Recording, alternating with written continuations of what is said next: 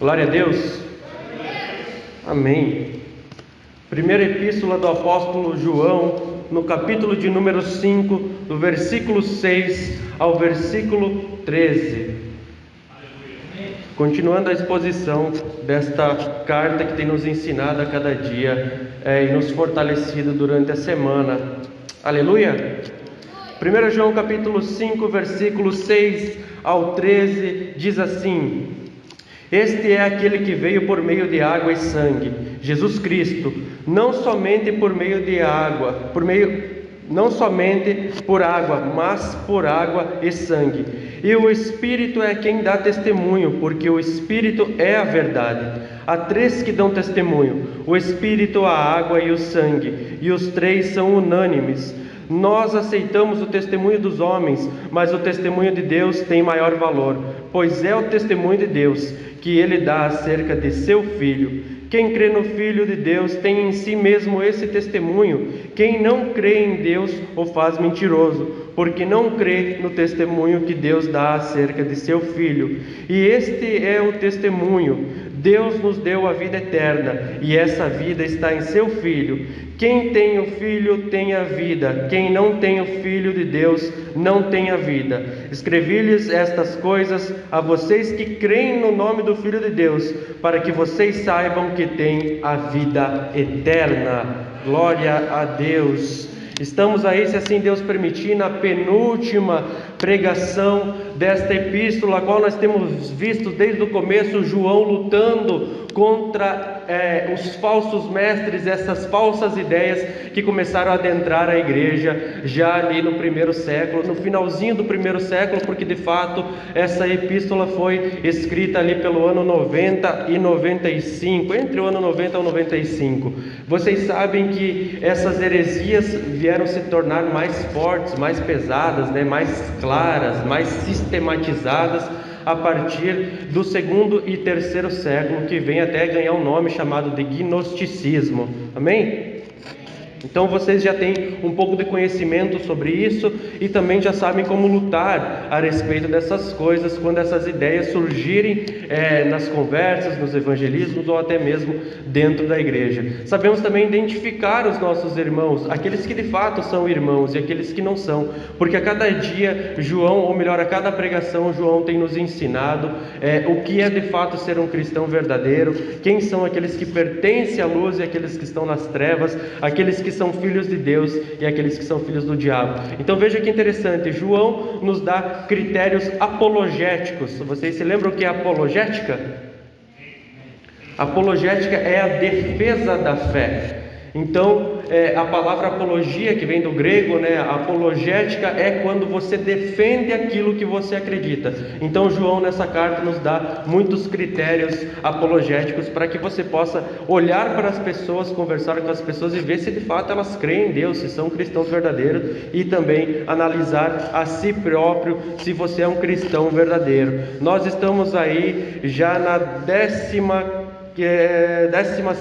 pregação hoje. Glória a Deus por isso, que Deus tem nos ensinado e nos levado a entender uma epístola inteira. São poucos capítulos, 5 capítulos. Quem sabe um dia Deus também nos dá o privilégio de estar expondo a carta aos Romanos, Acredito que aí quase 100 pregações aí, mas que interessante e que bom é a igreja poder estar entendendo a palavra do Senhor de maneira completa, ou melhor, de maneira cada vez mais completa, conforme a gente vai escutando a pregação do Evangelho. Entendemos até a maneira que João ele escreve essa carta. Qual é a maneira do argumento dele? A forma espiral, ele vai crescendo no argumento, visitando, revisitando o argumento, e pode ver que do começo ao fim ele está tratando do mesmo assunto: quem são os filhos de Deus e quem são os filhos do diabo, quem são aqueles que têm adentrado a igreja para distorcer os mandamentos do Senhor e aqueles que de fato estão servindo a Deus. Veja a importância do conhecimento da palavra do Senhor. Ele dá esta ênfase do começo ao fim, do saber, do conhecer a Deus, e aqueles que conhecem a Deus têm uma vida conforme o Senhor nos instrui através da sua palavra. Do versículo 1 ao versículo 5 deste mesmo capítulo, a gente viu a semana passada. Vocês ainda conseguem se lembrar dessa pregação? Essa pregação fez parte da semana de vocês? Vocês conseguiram se alimentar, refletir, repensar e até mesmo, se possível, rever a live para estar extraindo muitas mais informações? Veja o canal do YouTube lá do Ministério, está lá, com muitas pregações, e muitas vezes a gente sofre durante o nosso dia, sofre durante a semana, porque não está sendo alimentado da palavra, não está estudando a palavra, não está ouvindo pregações. Uma vez por semana, se você se alimentar, você não vai ter força para a semana inteira. Por que você acha que alimentando o teu espírito uma vez por semana, você vai conseguir enfrentar as coisas do dia a dia? É preciso que estejamos completamente voltados para a palavra do Senhor e tudo que Ele tem nos ensinado, para que então possamos seguir a palavra de Deus e fortalecidos na fé. Glória a Deus. No versículo 1 do capítulo 5, então ele diz assim, você pode seguir comigo aí para a gente dar uma revisada e então adentrarmos no texto a qual Deus tem nos guiado no dia de hoje. Diz assim: todo aquele que crê que Jesus é o Cristo é nascido de Deus, e todo aquele que ama o Pai ama também ao que dele foi gerado. Nós entendemos então nessa pregação, neste versículo, que de fato nós temos um fundamento da nossa fé, que é Jesus 100% homem. Ele é o Cristo, 100% Deus. E hoje vocês vão entender também nessa pregação o porquê, a importância de você crer completamente na revelação do Jesus Cristo, Filho de Deus.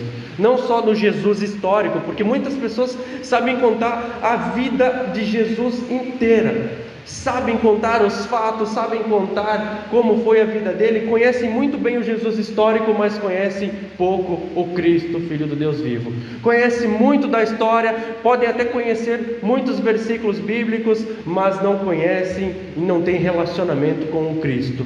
Jesus é 100% homem e 100% Deus. Nós, no nosso dia a dia, não podemos separar as duas naturezas de Cristo. Nós não podemos viver só acreditando que um homem veio e fez coisas boas. Um homem que era bonzinho ainda. Eu não sei por que matam se ele era tão bonzinho assim, né?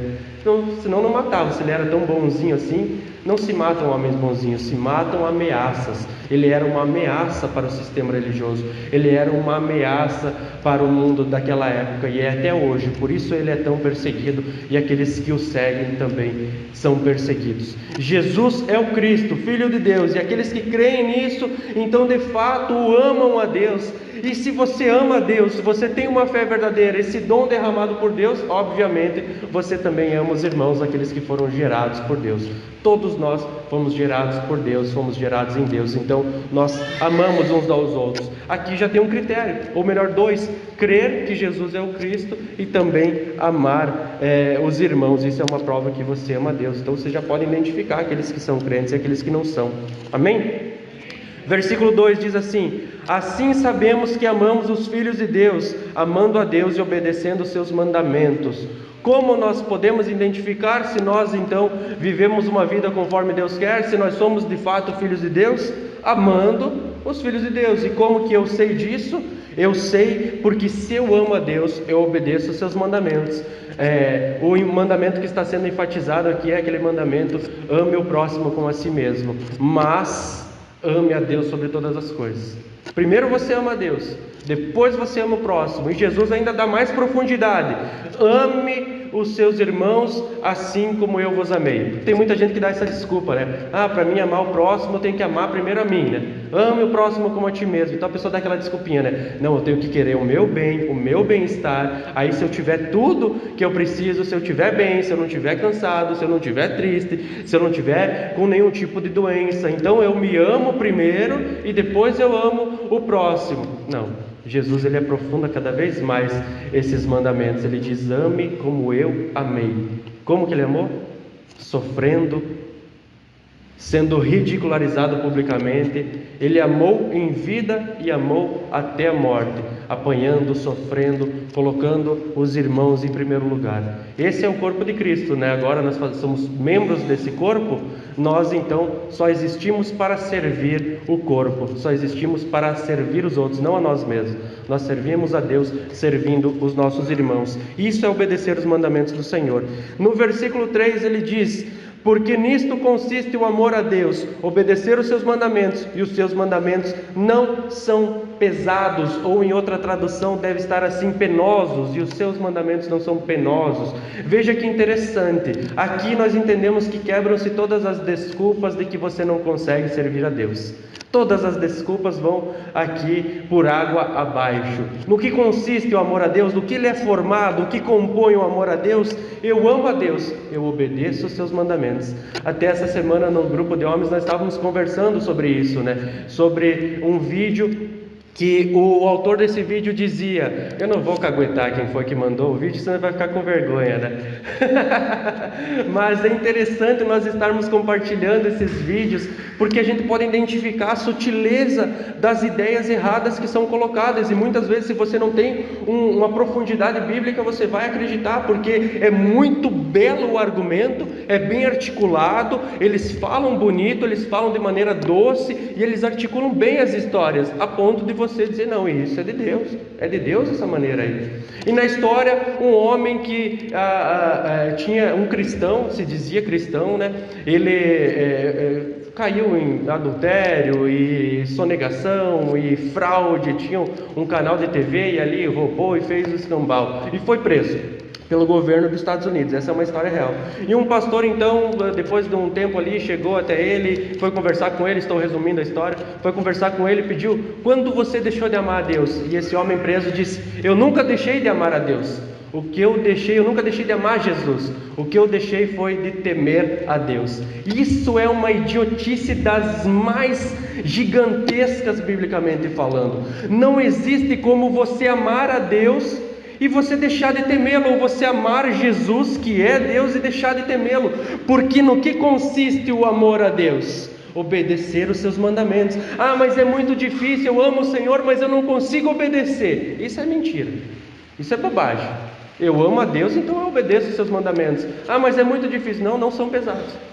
Eu vou ficar com o quê? Com o teu pensamento, com o teu achismo, ou com o meu achismo, ou com um videozinho da internet, ou com a palavra de Deus? No que consiste o amor a Deus? Obediência.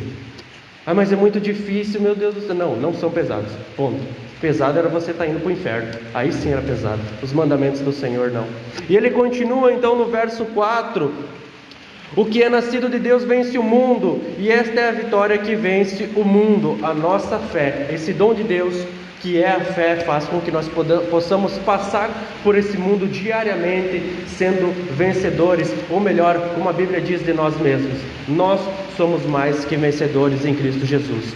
Versículo 5 diz assim, quem é que vence o mundo? Somente aquele que crê que Jesus é o Filho de Deus. Não há outra maneira, não há outra forma, não há outro argumento, não há uma campanha, não há gritaria, não há indecência e desordem como a gente vê em muitos lugares. Não há outra maneira. Ou nós estamos completamente fundamentados em Cristo Jesus, ou nós nunca fomos regenerados, nunca nascemos de novo, nunca houve uma conversão verdadeira. E o que acontece é que muitos nos dias de hoje são convencidos e não convertidos. Você pode conversar com inúmeras pessoas durante o seu dia a dia que frequentam instituições religiosas, porque não é porque tem placa de igreja que é igreja, às vezes só é uma instituição religiosa que está ali pela lei sendo amparada pelo governo do nosso país, que é um governo laico, A nossa Constituição permite várias religiões e a expressão da sua fé. Às vezes a pessoa só está ali frequentando algo que nem é uma igreja de Cristo de verdade, e ela nem faz ideia do que seja. Então há muitos convencidos, eles estão convencidos que são cristãos, mas nunca foram de fato convertidos. E é por isso que cada pregação nós temos visto identificado em nós, as nossas falhas, as nossas fraquezas, e o quanto temos que melhorar se de fato nascemos de novo e somos filhos de Deus. Mas as características de um novo nascimento, o impacto é tão grande que um arrependimento verdadeiro acontece e você consegue identificar um arrependimento verdadeiro quando o arrependimento da pessoa fala mais alto que os seus pecados. A pessoa pecou, caiu, mas ela se arrepende de tal maneira que quando você olha para essa pessoa, você não se lembra mais do pecado dela, você se lembra de quanto ela se quebrantou, quanto ela se arrependeu.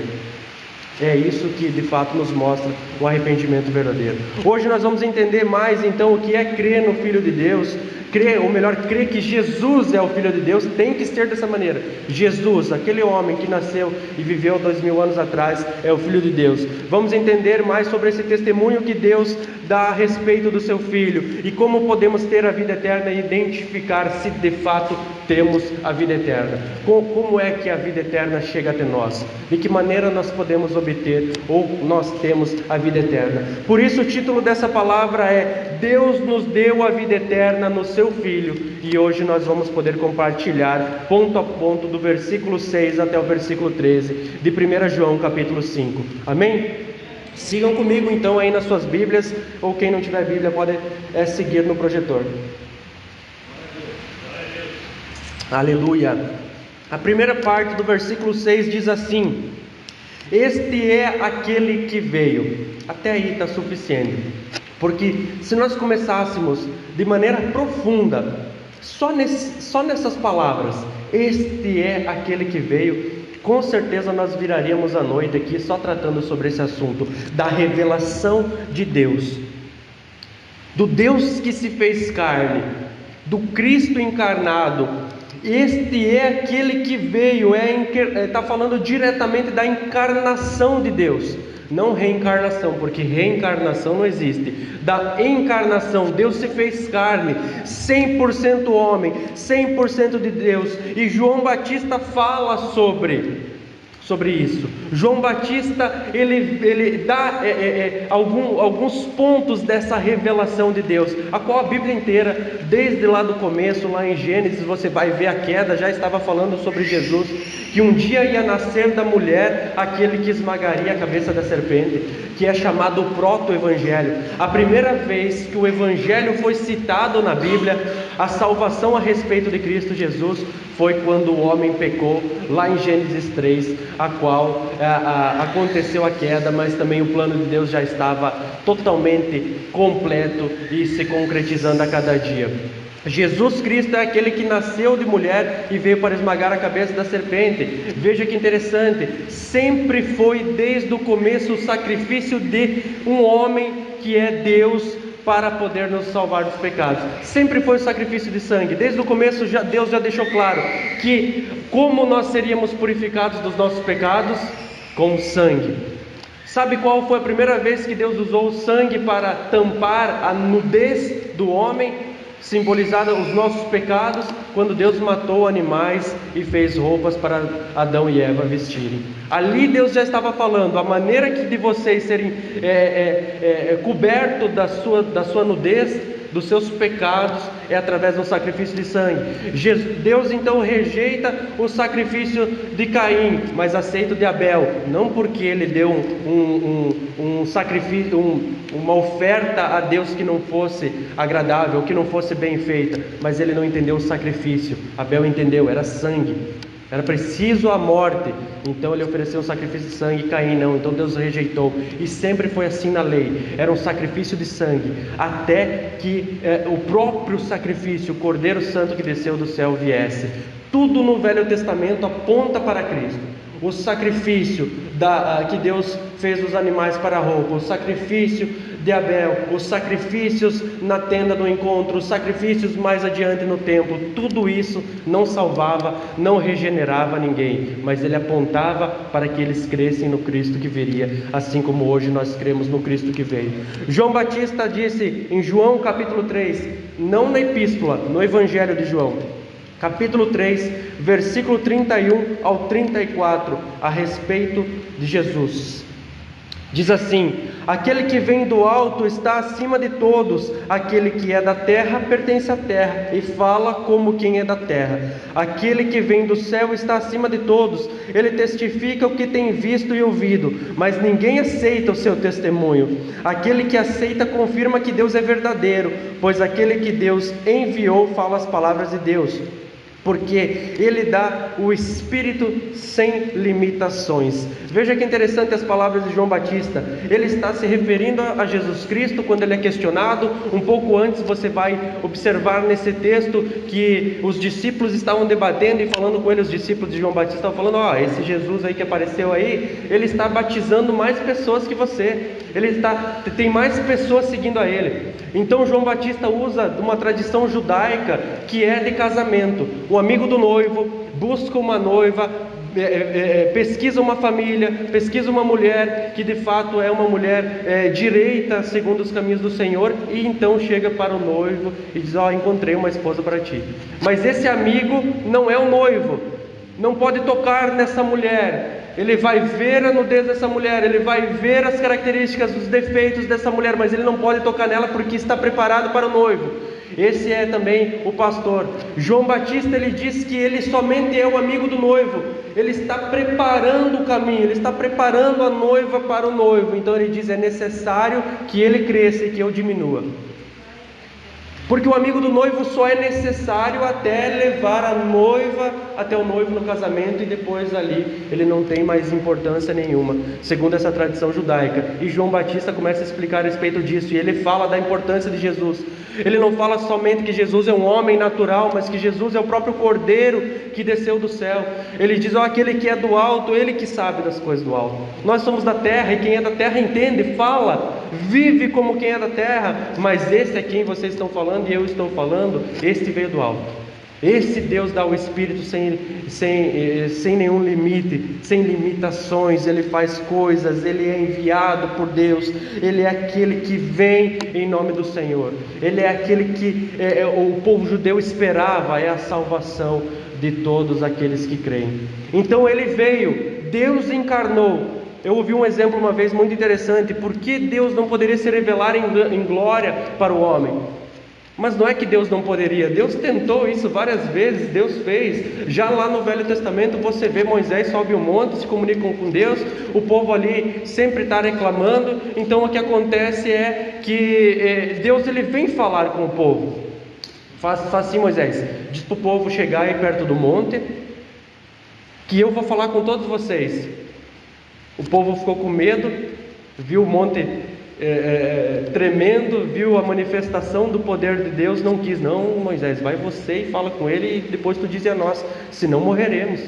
Então Deus sempre quis se comunicar com o homem, mas o homem sempre se afastou. Então Deus levantou profetas, Deus levanta até hoje pastores e mestres para que ensinem o povo. Mas hoje Deus, ele habita dentro de nós. Deus sempre quis que fosse dessa forma. Mas se Deus aparecesse em grande glória, de fato, nós não aguentaríamos a glória dele, o poder da glória dele. Então olha só, ele se fez carne e habitou entre nós.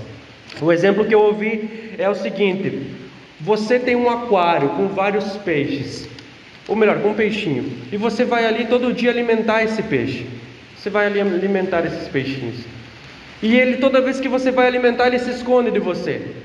Mas você quer fazer o bem, você quer cuidar, você vai lá e troca água, você vai deixar sempre limpinho, vai alimentar, mas o peixe sempre se esconde. Qual seria a maneira de você poder se comunicar com esse peixe sem ele ter medo de você? Somente se você se transformasse num peixe e vivesse junto com ele, fosse semelhante a ele, então você conseguiria se comunicar com ele sem ele ter medo de você. Foi isso que Deus fez. Conhecendo a criação dele, conhecendo a humanidade, ele se fez carne, habitou entre nós, mostrou a maneira de viver, ele sofreu, ele morreu, ele passou por dificuldades, ele foi tentado para nos mostrar que sim, nós sendo homens, guiados pelo poder de Deus e cheios da graça de Deus, nós podemos viver uma vida santa nessa terra. Os mandamentos do Senhor não são pesados. Então sim, este é aquele que veio. João capítulo 17, versículo 5 também diz assim, na oração sacerdotal de Jesus: e agora, Pai, glorifica-me junto a Ti com a glória que eu tinha contigo antes que o mundo estivesse. Deus, Jesus Cristo, Ele sempre existiu. Antes da fundação do mundo ele já existia, mas ele veio até nós, ele foi enviado até nós. E agora, quando Jesus ora, ele deixa claro que lá no começo, quando Deus diz assim, ou melhor, em Gênesis 1: façamos o homem a nossa imagem e semelhança. O próprio Cristo estava lá, nessa conversa perfeita entre a Trindade. Veja, não é farei o homem a sua imagem e semelhança, é façamos. Deus Pai, Deus Filho e Deus Espírito Santo ali, nesta conversa santa e sagrada e perfeita sobre a criação do homem. Este é aquele que veio. Jesus, Ele é o Cristo, o Filho de Deus. E vocês vão entender a importância gigantesca que tem disso. O texto continua dizendo assim: por meio da água e sangue, Jesus. Então o autor aqui vai citar dois fatos históricos que nos mostram, nos dão de fato essa certeza que Jesus, Ele é o Cristo, que Jesus veio, ou melhor, que o Cristo veio e o Cristo é Jesus. Ele cita dois fatos históricos. Ele cita primeiro a água e depois o sangue. O primeiro fato histórico é o batismo de Jesus, que é o início do ministério de Jesus. Então ele cita o primeiro aqui, fato histórico, vocês vão entender por que depois. João Batista também dá testemunho a respeito do batismo de Jesus, feito por ele mesmo. João capítulo 1, versículo 29 ao 34, diz assim, glória a Deus. João capítulo 1, versículo 29 ao 34. No dia seguinte, João viu Jesus aproximando-se e disse: vejam, é o Cordeiro de Deus que tira o pecado do mundo. Este é aquele a quem eu me referi quando disse: vem depois de mim um homem que é superior a mim, porque já existia antes de mim. Olha só que interessante.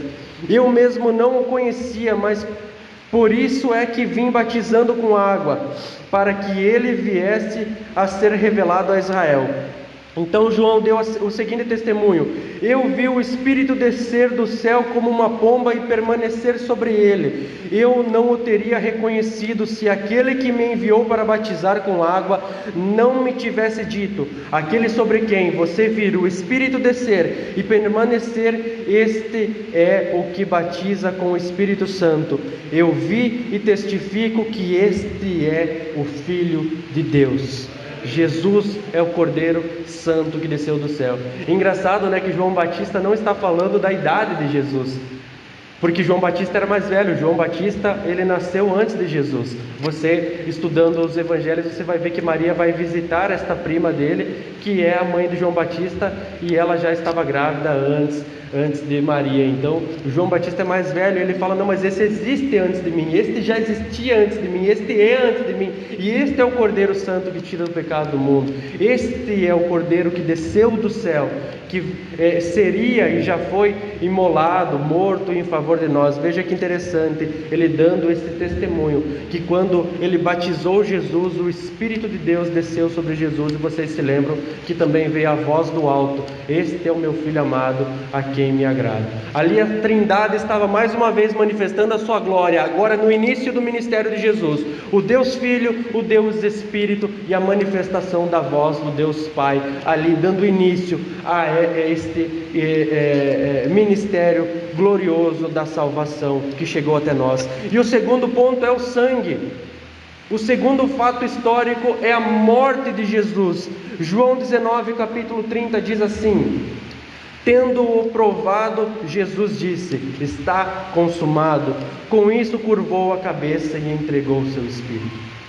Assim como o ministério de Jesus começou com o seu batismo, a consumação de todo o plano de Deus, da salvação, da nossa salvação, há mais de 2000 anos atrás, nós fomos salvos com Cristo na cruz do Calvário, quando Ele consumou toda a obra da expiação, toda a obra da salvação de Deus sobre as nossas vidas. 1 Pedro capítulo 1, versículo 18 ao 21 diz assim, veja que interessante, entender o fato histórico do batismo de Jesus e da morte de Jesus.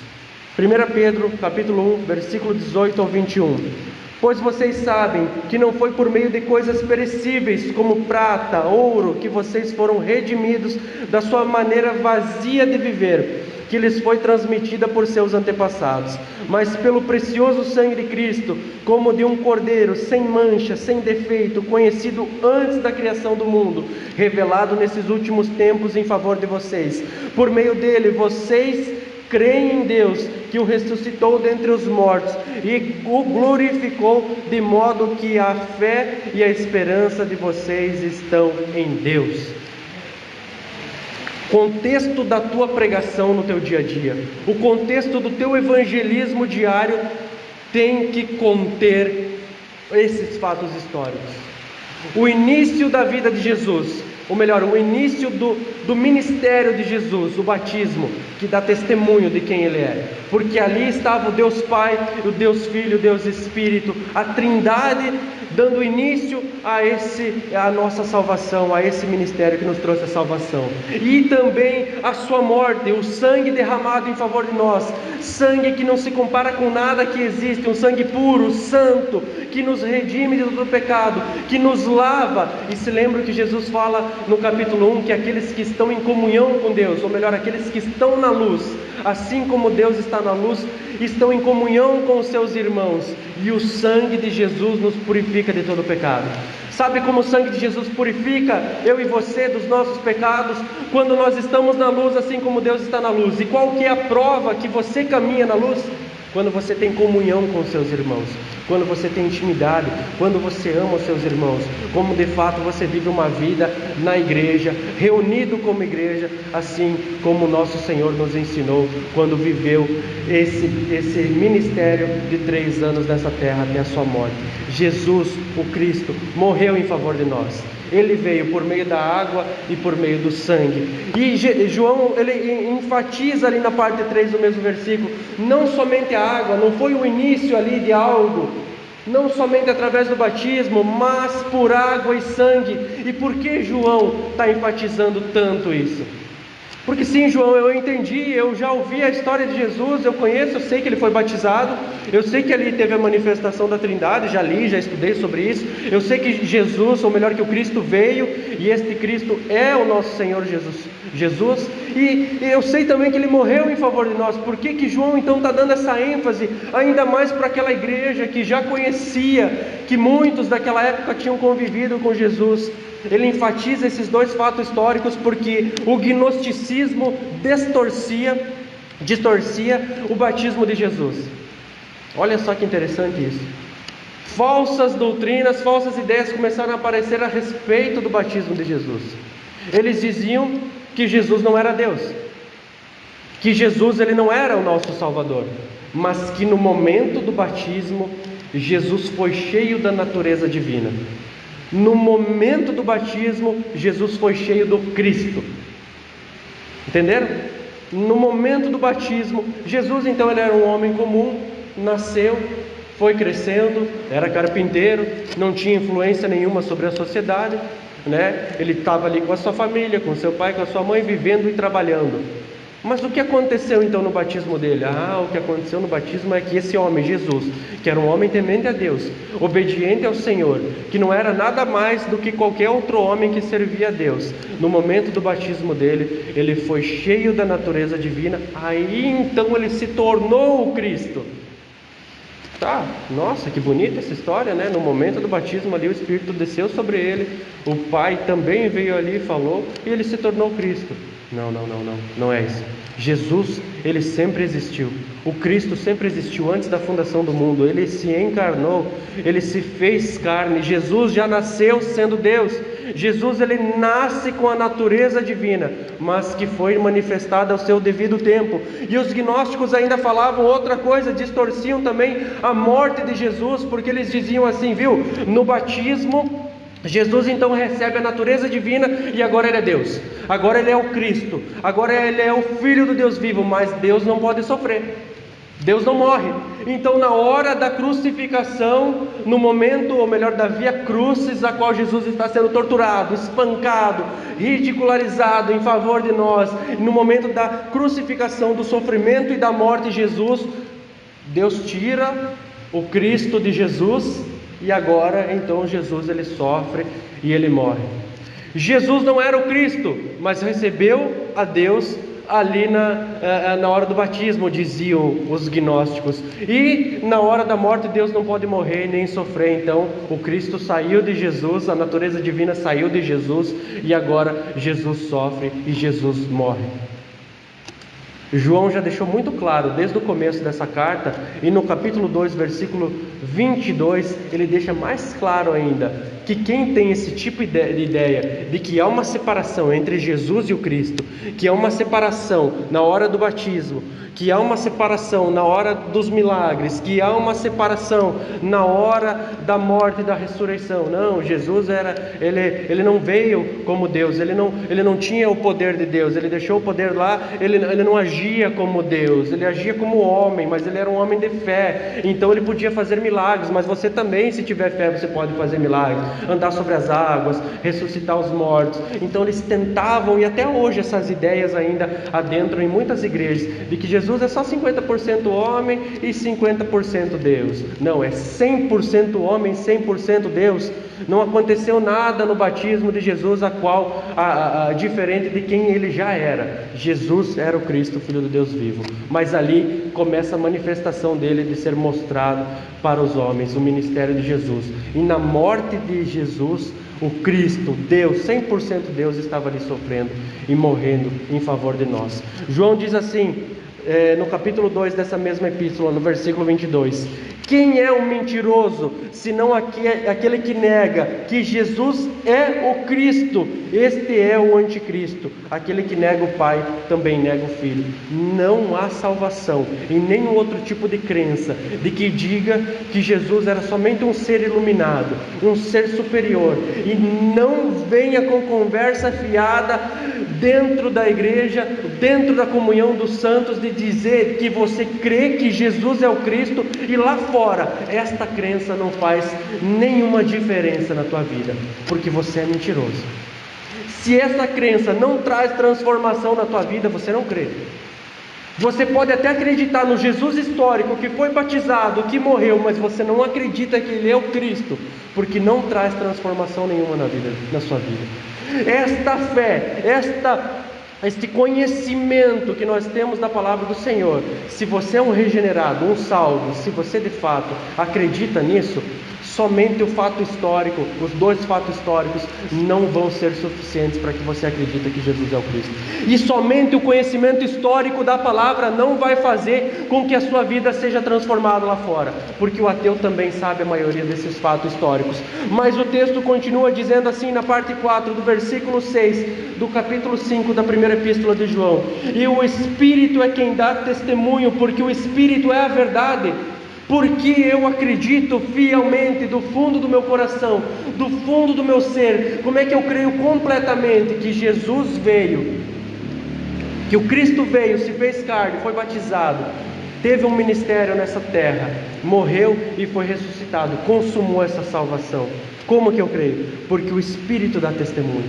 Quando a pregação do Evangelho está sendo proferida, esse dever querigmático da igreja, o querigma, que é a proclamação do Evangelho, está ocorrendo no culto, no seu dia a dia, nos teus evangelismos. Quando você está falando de Jesus, a pessoa só vai acreditar no Jesus histórico, que Ele é o Cristo, que Ele é Deus, que Ele é o Filho de Deus, se o Espírito de Deus der testemunho internamente no coração dessa pessoa, na mente dessa pessoa. Nós só podemos crer que Jesus é o Cristo por conta do testemunho do Espírito, e o Espírito é a verdade. João capítulo 5, versículo 26, lá no Evangelho de Jesus, segundo escreveu João. João capítulo 15, versículo 26 diz assim: quando vier o Conselheiro, que eu enviarei a vocês da parte do Pai, o Espírito da verdade, que provém do Pai, Ele testemunhará a meu respeito. Que sério isso, né? O Espírito Santo de Deus, ou melhor, pelo Espírito Santo de Deus, pela manifestação do Espírito Santo de Deus, é que nós podemos chegar a crer que Jesus é o Cristo. Não existe outra maneira. Pode estudar arqueologia, pode estudar crítica textual, vocês devem estudar. Pode estudar o grego, o hebraico, o aramaico, pode ter uma profundidade teológica gigantesca, pode ter todo o conhecimento bíblico, se fosse possível um homem ter todo o conhecimento da Santa e Sagrada Escritura, mas se Deus, o próprio Deus, o Espírito Santo, não revelar no nosso coração que Jesus é o Cristo, você não crerá. você não terá uma vida transformada. Pode ser até que você venha nos cultos, levante as suas mãos, chore, se emocione. Você pode até dizer para as pessoas lá fora, e você pode até se tornar um grande pregador do Evangelho. Mas na essência, no cerne do teu ser, você nunca foi regenerado, você nunca foi salvo, você nunca creu realmente, você nunca recebeu a graça e a fé, que são dons de Deus e não são pelas nossas obras, se não for dado por Deus que está no céu. João capítulo 16, versículo 8 diz assim: quando Ele vier, convencerá o mundo do pecado, da justiça e do juízo de Deus. Então, quando eu começo a pregar que você é pecador, que você precisa de um Salvador, senão você vai para o inferno, que eu e você, se não termos um Salvador, que é Jesus Cristo, que é o Filho de Deus, que nasceu, viveu e morreu em favor de nós, você não vai acreditar, você não vai crer realmente, se Deus, o próprio Espírito de Deus, não te convencer do pecado. Sabe como você é convencido da justificação de Cristo na cruz do Calvário, da justiça de Deus sobre a humanidade, que Ele é justo, se Ele salvar alguns e se Ele condenar alguns? Sabe como é que você pode acreditar nisso? Porque nós temos a nossa justiça própria, né? A gente sempre quer aplicar a nossa justiça nas coisas de Deus, né? A gente sempre tem o nosso achismo, a gente quer dizer como Deus deve agir, né? Ah, não, mas como que pode um Deus santo, um Deus que ama, salvar alguns e mandar os outros para o inferno?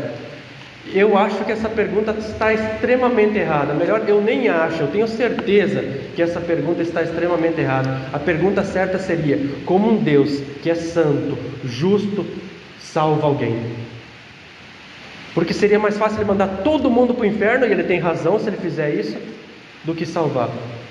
Que amor gigantesco é esse, que Deus entregou seu Filho para morrer em favor de nós e ser o justo e justificador daqueles que crêem. Sabe como é que você pode acreditar nisso? Sabe como você pode deixar de aplicar a tua justiça a respeito da salvação? Ah, não, mas eu não acredito nesse Deus que é um carrasco, que é um Deus que castiga, que é um Deus que se ira contra a humanidade. Ah, então você não acredita no Deus da Bíblia, você acredita em outro Deus. Esse Deus, Ele é o juiz. E Ele, o próprio Jesus Cristo, a Bíblia diz assim, ó, que as pessoas no inferno serão atormentadas na presença dos santos anjos e do Cordeiro. Não, muita gente acredita assim, ó, sabe o que é o inferno? A ausência de Deus, é a ausência do bem, é a ausência do Senhor, é a ausência da divindade. Não. O próprio Jesus vai ser tormento no inferno. Sabe, as pessoas no inferno vão ser atormentadas na presença dos santos anjos e do Cordeiro. Você entende a profundidade desse texto? Mas quando você entende, então o Espírito Santo de Deus te convence do pecado e agora também da justiça. Você diz: Deus é santo. Se eu chegar na presença de Deus, depois da vida inteira ter pregado o Evangelho, e Jesus me falar bem assim: afasta-se de mim porque eu não te conheço. Ah, mas Senhor, expulsei demônio, preguei, curei em teu nome. Não, afasta de mim porque eu não te conheço.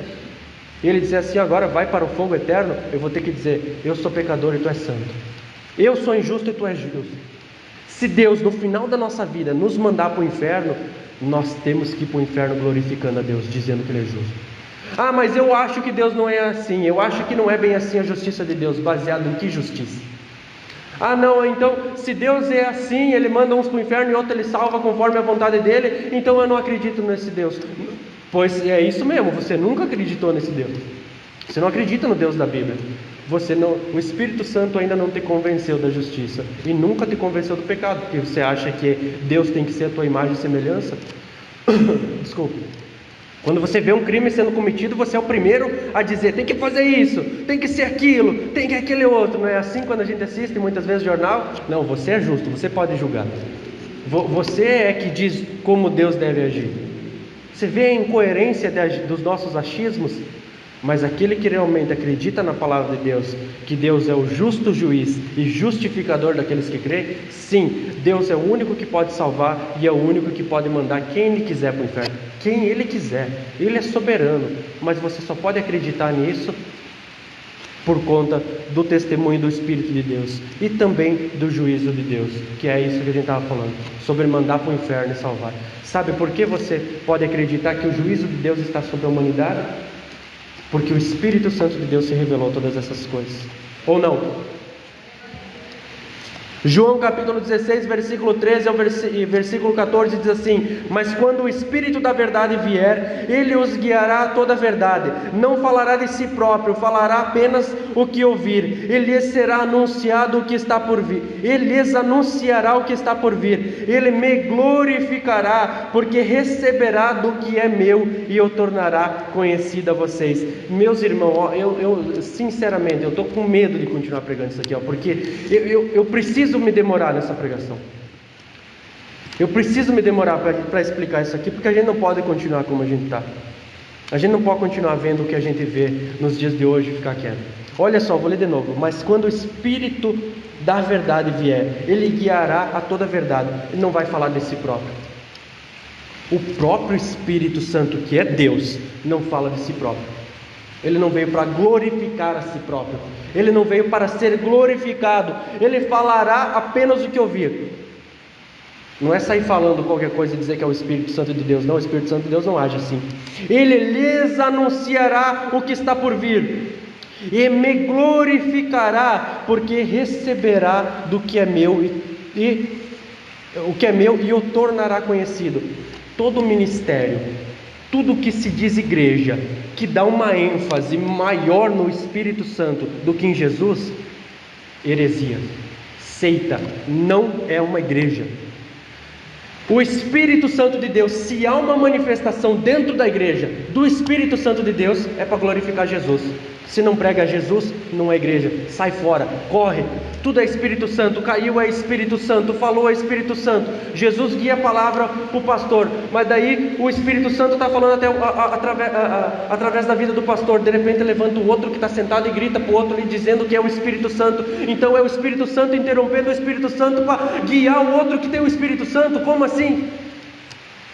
É uma ênfase no Espírito Santo, é o dia do Espírito Santo, o mover do Espírito Santo, o agir do Espírito Santo, o poder do Espírito Santo. Heresia, mentira, falsa doutrina.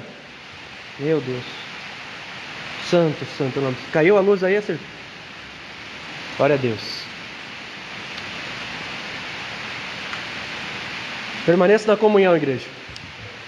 Aleluia.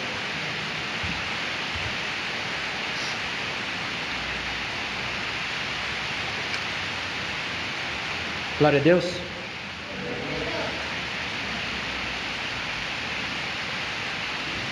Deus é bom. Aleluia, Senhor. Glória a Deus. Aumenta um pouco o volume para nós, por favor. Glória a Deus. Aleluia. Ele me glorificará, porque receberá do que é meu, e eu tornará conhecido a vocês. O Espírito Santo de Deus não deve, ele não glorifica a si mesmo. Todo ministério, toda pessoa que dá ênfase maior no Espírito Santo de Deus, está cometendo uma heresia. O Espírito Santo de Deus vem para apontar para Cristo, para o Filho de Deus. O Espírito Santo de Deus vem para nos dar testemunho a respeito de Cristo. Mas eu senti tanto a presença do Espírito Santo de Deus, eu fui cheio do Espírito Santo de Deus. Tá, e o que você aprendeu a respeito de Jesus? Qual que foi a pregação que levou a você crer mais que Jesus é o Cristo, Filho de Deus? Qual foi a pregação que glorificou a Deus nesse dia? Não, nem teve pregação, na verdade foi só um mover. Aconteceu ali, o Espírito Santo tomou a igreja de tal maneira que não teve nem pregação. O pastor parou de pregar, os irmãos estavam profetizando. Mentira, heresia. Tem um monte de demônio aí servindo de Espírito Santo em lugares que se chama igreja. E isso agrada as pessoas gostam. Deu um arrepio, senti um negócio aqui, Deus está revelando, hoje vai ser a noite da revelação. Mentira, mentira, mentira. Eu não sei que Bíblia, ou melhor, não estão lendo a Bíblia. Não estão lendo a Bíblia. Não estão lendo a Bíblia. Leia o livro de João. Jesus usa 3 capítulos para falar do Espírito Santo e das coisas que estavam por vir. 14, 15, 16 e melhor 17, ele também na oração sacerdotal ele fala algumas coisas. E ele fala a respeito do Espírito Santo, da obra do Espírito Santo, de como o Espírito Santo iria se portar, de o porquê que o Espírito Santo ia ser derramado sobre as nossas vidas. Mas não, vamos distorcer um pouquinho de Atos 2. Eles estavam falando enrolado ali porque as pessoas não entendiam, porque eram outras línguas, né? Várias línguas diferentes. O texto deixa claro que eram línguas humanas diferentes, porque eram outras línguas. Línguas, no plural, estranha, não uma língua. Língua. Então aqueles que não entendiam aquela língua diziam: esses caras só podem estar bêbados porque estão falando enrolado, né, de manhã cedo. Daí eu vi uma vez um cara dizer assim: vamos ver como é que é a manifestação do Espírito Santo quando uma pessoa está cheia do Espírito Santo. Olha aqui, ó, a Bíblia diz que parece um bêbado, está ali, que não consegue controlar o seu corpo, cai, levanta, fala enrolado. Meu Deus do céu, é uma das coisas mais demoníacas que eu ouvi na minha vida. Próprios demônios falando pela boca de homens que se dizem de Deus. Efésios no capítulo 5 diz assim: não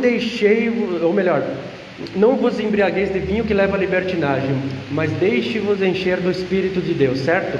Ele dá 2 mandamentos: não se embriaguem, não bebam, não se embriaguem. Por quê? Porque vocês vão ficar completamente libertinos, descontrolados. Vocês vão ficar totalmente descontrolados, mas enchei-vos do Espírito Santo de Deus. Por quê? Porque o fruto do Espírito é o equilíbrio, temperança, paciência, domínio próprio. Não, mas a pessoa ali: eu estou tão cheio do Espírito Santo que eu não consigo nem mais controlar, eu não consigo me controlar, é o Espírito que está me conduzindo, é o Espírito que está me levando, eu estou tão cheio do Espírito Santo que eu nem sei mais o que eu estou fazendo. Pode ser qualquer demônio do inferno, menos o Espírito Santo. Porque o fruto do Espírito, quando uma pessoa tem o Espírito Santo de Deus, ela tem domínio próprio. E a pessoa diz que está cheia do Espírito Santo e não tem domínio próprio, está totalmente descontrolado. Meu Deus do céu, eu não sei realmente o que essas pessoas acreditam. Se você realmente tem o Espírito Santo de Deus, você congrega num lugar que há manifestação do Espírito Santo de Deus a cada dia, a cada pregação, você vai conhecer mais quem Cristo é. Mas aqui os dons, nossa, é ótimo para você conhecer quem Cristo é. A manifestação de curas, de milagres, é só para apontar para Cristo, senão não precisa ter dentro da igreja. Tanto que eu acho difícil o demônio manifestar dentro da igreja. Tem que ser por uma obra de Cristo muito grande para que Deus permita que no santo culto ao Senhor manifeste um ser demoníaco. Tem que ser por uma obra muito grande para mostrar quem é Cristo. Porque se não tem pregação do Evangelho, eu ouço aqui nessa cidade de pastores. Um pastor uma vez me falou: já teve vezes que a igreja estava tão cheia do Espírito Santo que não teve nem pregação no culto. Então não teve culto, simples assim. Ordem de culto, 1 Coríntios 14, 26 ao 40. Um de vocês tem um salmos, outro tem um ensino.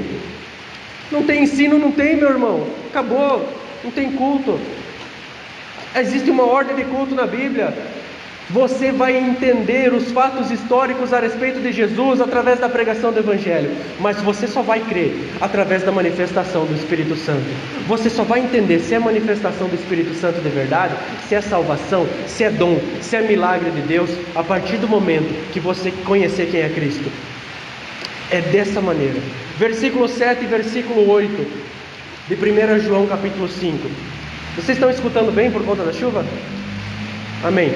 Qualquer coisa o irmão aí fica monitorando e aumenta o volume. 1 João capítulo 5, versículos 7 e 8 diz assim: há 3 que dão testemunho, a primeira parte, ou melhor, até o versículo 7, né? Mas juntei os 2 porque são curtinhos. Há 3 que dão testemunho. Por que João, ele identifica que são esses 3 que dão testemunho? E por que ele cita só 3? Ele poderia ter dado a manifestação gloriosa do nascimento de Jesus, de outros milagres, outros feitos de Jesus, mas ele fala especificadamente sobre 2 fatos históricos sobre o testemunho do Espírito Santo de Deus. Porque existia na cultura judaica, e até o Velho Testamento fala isso, e o Novo Testamento também diz. Vocês vão se lembrar de Mateus capítulo 18, que se alguém então for ali cometer algum pecado, você vai e fala com o irmão, você vai, ou também lá em 1 Coríntios fala que é para comunicar a liderança da igreja, mas você vai então, confronta essa pessoa com 2 ou 3 testemunhas, correto? Então é um mandamento bíblico, e é claro na Bíblia a respeito de todas essas coisas. Então a cultura judaica já tinha essa ideia de que 3 testemunhas validavam um crime ou um pecado falando da igreja. Então ele diz aqui, há 3 que dão testemunhos: o batismo, a morte e o Espírito Santo de Deus. Ele está seguindo porque ele está falando para uma igreja que era mista, uma igreja que estava mista de judeus e gentios. Então ele usa de argumentos judaicos, da cultura judaica, para comunicar a respeito de Cristo, para falar a respeito de Cristo. Estas 3 testemunhas dão testemunho a respeito de quem? O Espírito fala dele mesmo, o batismo fala dele mesmo, a morte fala dela mesma? Não. Fala a respeito de Jesus, que Jesus é o Cristo. E o versículo continua ali, o texto continua dizendo: o Espírito, a água e o sangue. São esses 3 que dão testemunhos. E ele continua dizendo, e os 3 são unânimes. As 3 testemunhas de Jesus Cristo, a respeito de Jesus Cristo, o batismo, a morte de Jesus, a consumação de tudo na cruz do Calvário, e também o Espírito são unânimes. Eles falam a respeito de Cristo de maneira unânime, de maneira, eles concordam entre si. Esses 3 testemunhos estão em plena concordância. Mais um ponto que eu quero enfatizar aqui: como que eu no meu dia a dia vou estar testemunhando a respeito de Cristo? Nós fazemos parte da Igreja de Cristo. Não estou falando da escatologia, da doutrina dos últimos tempos, estou falando de cristologia, doutrina de salvação. Quem é Cristo Jesus? Ou melhor, cristologia, quem é Cristo Jesus, né? Quem é o Filho de Deus? Como eu posso identificar aqueles que creem no Filho de Deus? Mas daí um diz que a salvação é de um jeito, e daí lá na outra igreja diz que a salvação é do outro jeito. E daí eu converso com o irmão na rua, ele diz que é meu irmão que crê em Jesus, e ele diz que ele acha que a salvação é de outro jeito. Não. Eu acho que Cristo ele é assim. Eu acho que Cristo ele é assado. Eu acho que Cristo ele, quando ele viveu, ele vivia de tal maneira. Eu não acredito que Jesus era tanto assim, não. Eu não acredito, não, viu? O testemunho a respeito de Jesus Cristo e da salvação é unânime.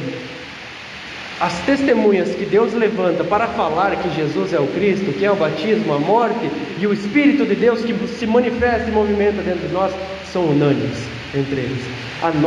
Você quer identificar alguém que conhece Jesus de verdade? Pergunte para ele.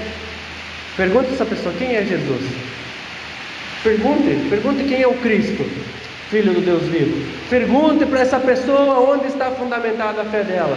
Aí você vai conseguir entender se essa pessoa tem comunhão com Deus, se essa pessoa acredita mesmo em Cristo, se essa pessoa ela sabe identificar se é uma igreja verdadeira ou se não é uma igreja verdadeira.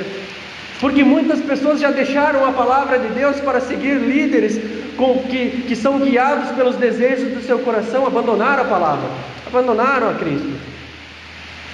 E seguem falsos líderes. Por quê? Porque nunca foram cristãos verdadeiros. Então é fácil você deixar a palavra de lado. E nem sabe, se você conversar com algumas pessoas, você sabia que há 3 testemunhas a respeito de Cristo? Que é o batismo, a morte e o Espírito Santo de Deus, que nos fala a respeito desses fatos históricos, e que João só cita esses 2 porque os gnósticos essa seita da época estava ali distorcendo que Jesus ele só recebe o Cristo no batismo, e que o Cristo sai de Jesus quando na hora da morte, porque Deus não pode morrer. Se eu chegar e falar com uma pessoa com as palavras corretas, da maneira correta, massageando o ego dela, paparicando um pouco ela, falando com palavras doces e agradáveis, eu convenço com certeza uma pessoa de que Jesus não é o Cristo, mas que Jesus recebeu o Cristo na hora do batismo.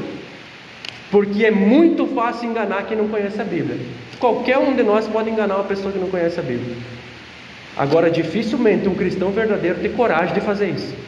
Dificilmente alguém que tem a manifestação do Espírito Santo dentro de si enganar a igreja, ficar escondendo quem é de verdade para a igreja de Cristo. Eu acredito que uma pessoa que mente a respeito de Cristo, que engana as pessoas a respeito de Cristo, quem é Deus Pai, Deus Filho e a manifestação do Deus Espírito Santo, ou é ateu ou é endemoniado mesmo. Ou nunca acreditou em Deus, ou está repleto de demônios. Porque daí sim, vamos para o mover e deixamos a Bíblia de lado. Vamos para o mover, para as manifestações espirituais e deixamos o Cristo bíblico de lado. Eu acredito que são manifestações espirituais de verdade. Eu só não acredito que é o Espírito Santo de Deus. E não é nem eu que tenho que provar que é o Espírito Santo de Deus ou não. É a pessoa que diz que o mover, esse tipo de mover que a gente vê aí hoje, gritaria, vão tirando o sapato e começam a sapatear e gritar e rodar e isso. Meu irmão, vai lá no centro de Macumba, é igualzinho, cara, é igualzinho. Vai lá, desce o Espírito na pessoa, ela fica totalmente descontrolada, começa a falar a respeito da vida das pessoas e fica rodando e pulando e falando em línguas ininteligíveis. Daí você vai num lugar que se propõe a ser a igreja de Cristo. Daí o que eles fazem? Vem o Espírito, que eles dizem que é santo, sobre a pessoa. Porque não é o que a Bíblia diz. Não é assim que a Bíblia diz a manifestação do Espírito Santo de Deus. Incorpora na pessoa. A pessoa não consegue se controlar. Fala em línguas ininteligíveis. E começa a falar a respeito da vida das pessoas. É igualzinho, cara. É igualzinho. Mas não é o que a Bíblia fala a respeito de Jesus e a respeito do Espírito Santo de Deus. Essas três testemunhas são unânimes. Como que aqui fala de Jesus de um jeito, lá fala de Jesus do outro, lá fala de Jesus do outro.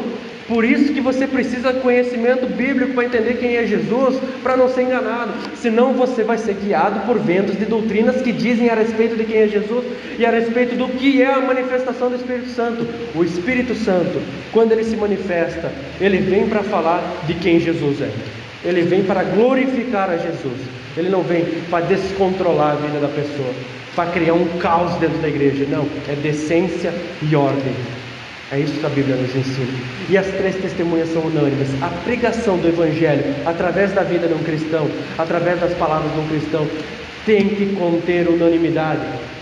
Talvez não nas questões escatológicas, em alguns trechos mais difíceis da Bíblia, mas a respeito de quem é Cristo, toda a pregação do Evangelho tem que terminar em Cristo Jesus. Toda a pregação do Evangelho tem que apontar para Cristo Jesus. Vou falar sobre a história de Noé, tem que apontar para Cristo Jesus.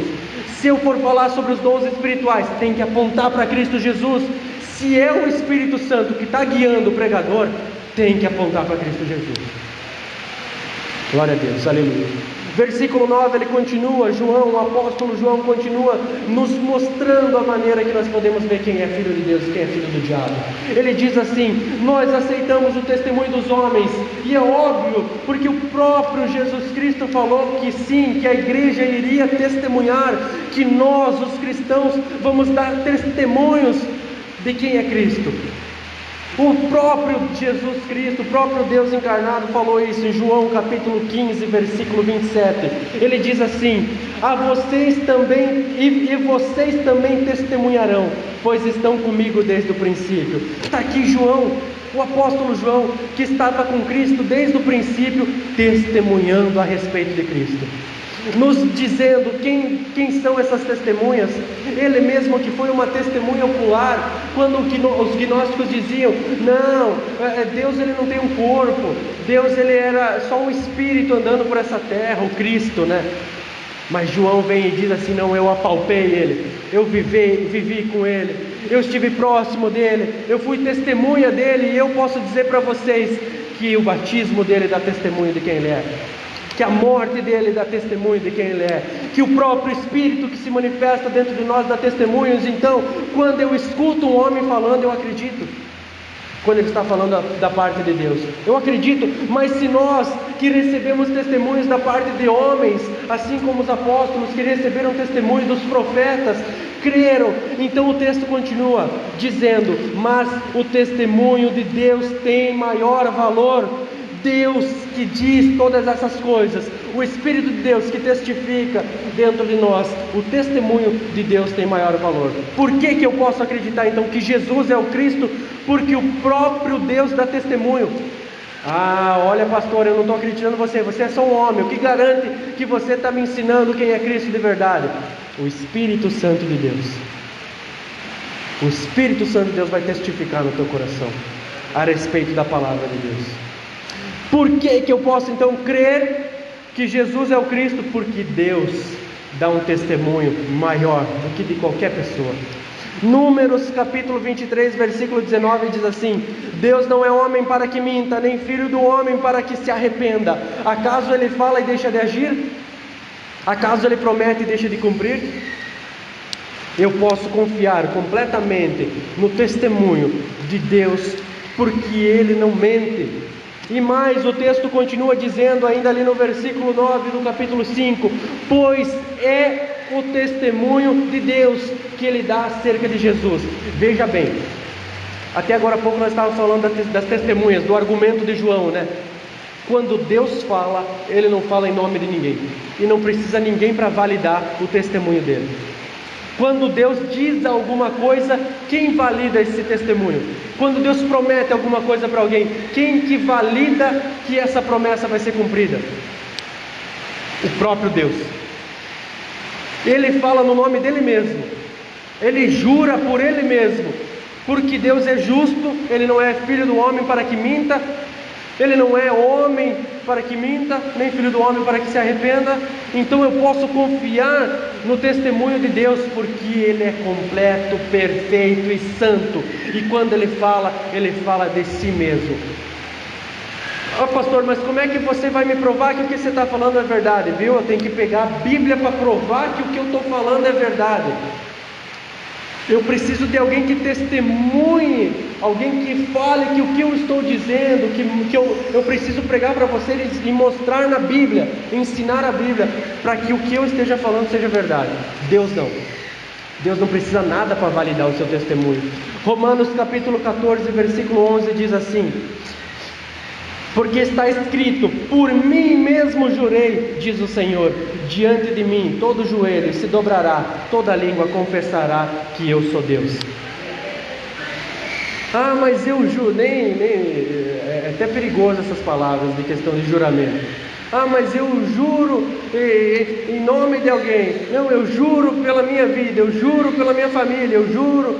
Não. Deus, quando Ele fala, Ele promete, Ele jura por Ele mesmo, por mim mesmo jurei. Deus, Ele não falha, Ele não erra, Ele não se arrepende e não muda de ideia, porque a natureza dEle faz com que Ele seja perfeitamente santo, perfeitamente justo. Deus, o testemunho de Deus é válido porque Ele é Deus. O testemunho de Deus é válido não porque existe algo superior a Ele que valide, não por causa do poder dEle, não por causa dos milagres que Ele faz. O testemunho de Deus é válido e superior do que qualquer homem, porque Ele é Deus. E não há nada superior a Ele, não há nada acima dEle. Os pensamentos dEle são mais elevados do que o nosso, as ações dEle são mais elevadas do que as nossas, a ponto de que nós não conseguimos julgar. Nós podemos não entender muitas coisas a respeito de Deus, nós não entendemos muitas coisas porque Deus age e como Deus age em muitas áreas, mas o que nós não podemos é julgar porque Deus faz o que faz e como faz. Porque o testemunho dele é muito superior que o nosso, porque ele é Deus, e ele dá esse testemunho a respeito do Filho dele. Este é o meu Filho amado, de quem me agrado. Amém? E esses são os 3 testemunhos. Versículo 10, sigam comigo no versículo 10. Glória a Deus.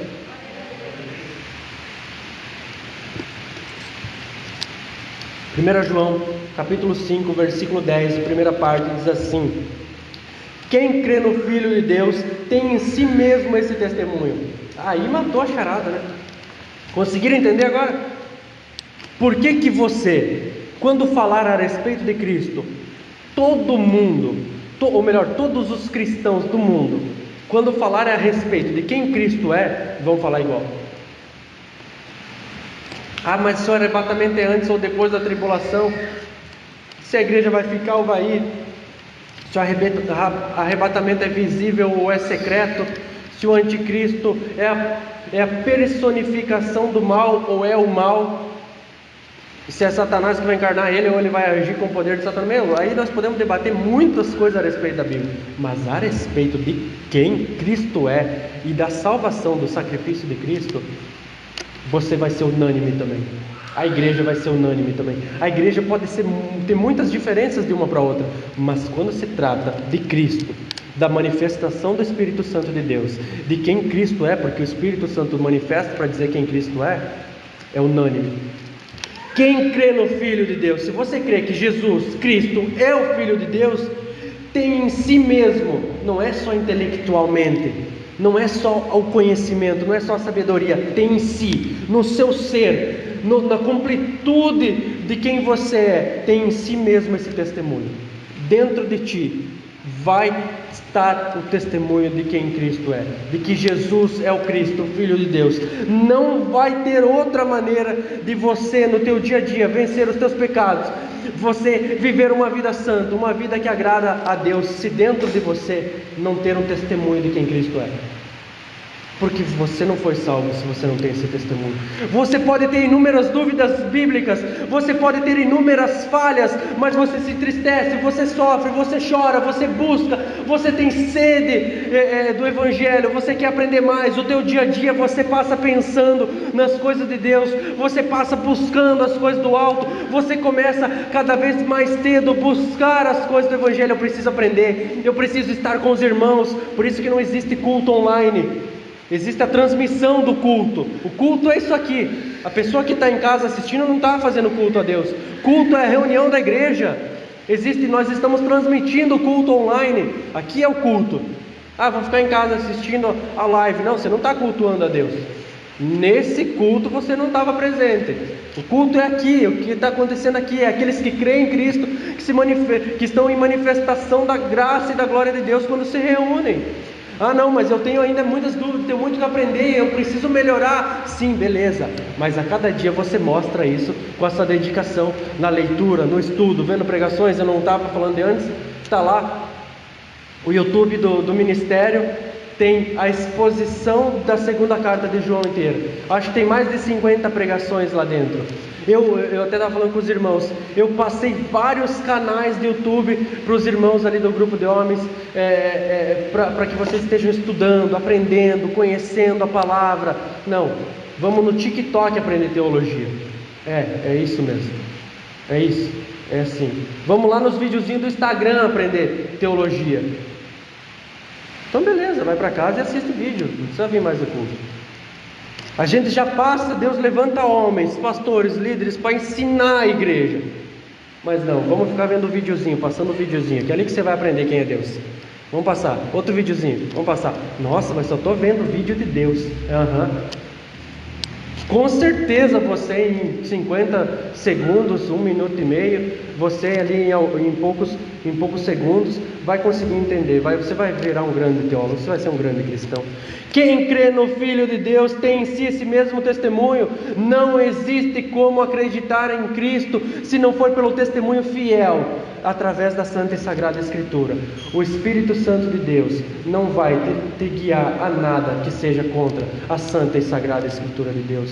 Não tem nenhuma maneira de ser o Espírito Santo de Deus se te guiar contrário à Escritura, e você vai ter esse testemunho. Pode ser que você não tenha o conhecimento completo ainda, mas você está buscando, você está lutando, você tem esse desejo dentro de você.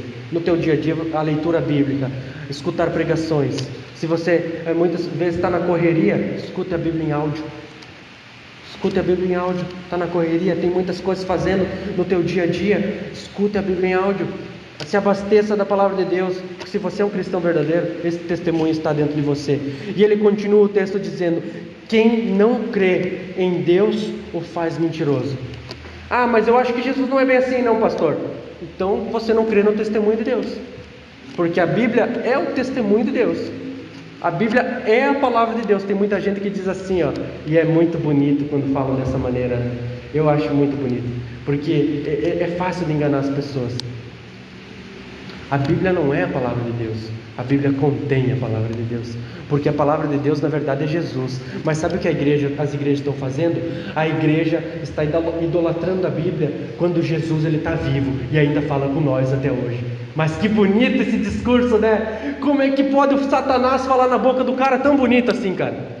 Como é que pode o próprio diabo falar na boca de uma pessoa de maneira tão bonita? Não é isso, irmãos. Jesus é a palavra de Deus. Larguem.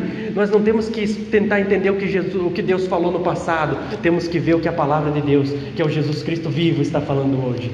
Não é bonito demais isso daí? Não tem nada mais demoníaco que isso também. Jesus Cristo é aquele a quem as Escrituras falam.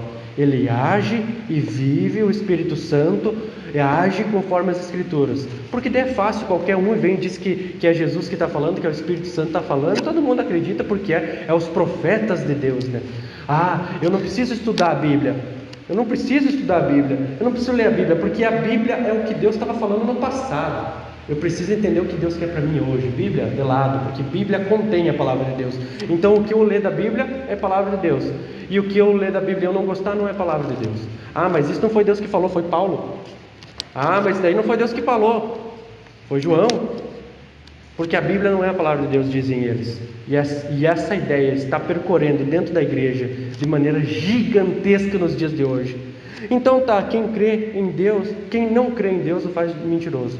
Quem diz que Deus se manifesta de outra maneira, quem diz que Jesus age de outra maneira, quem deixa a Bíblia de lado para ir em cultos que não pregam a palavra, já deixou o próprio Deus de lado. E quando diz que crê em Deus, não crê e o faz mentiroso. E as suas práticas, a sua teologia diária mostra que faz de Deus mentiroso. O ímpio lá fora faz de Deus mentiroso. Até postei essa semana nas redes sociais, nos stories, nos status.